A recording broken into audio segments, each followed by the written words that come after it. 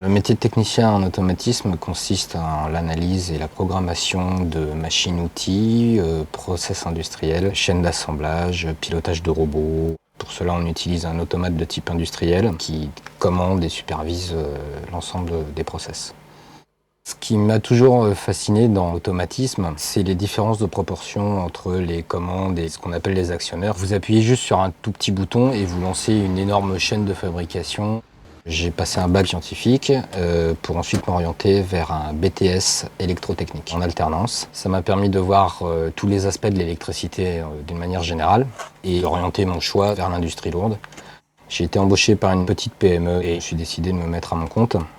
On commence par une partie administrative pour comprendre ce que désire le client. Ensuite, il faut concevoir la partie électromécanique. On déduit le matériel nécessaire en automatisme. Ensuite, on s'occupe de la partie programmation d'automate. Ça peut aller d'une programmation faite en quelques heures à plusieurs jours, voire plusieurs semaines.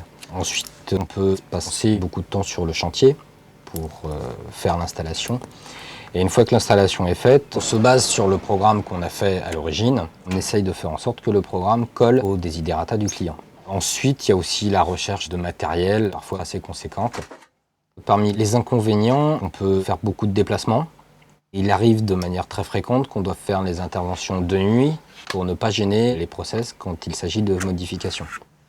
Les qualités requises sont une bonne capacité d'analyse, savoir rentrer dans les détails. Il faut avoir aussi une certaine patience, une très bonne logique pour pouvoir décortiquer partie par partie chaque process.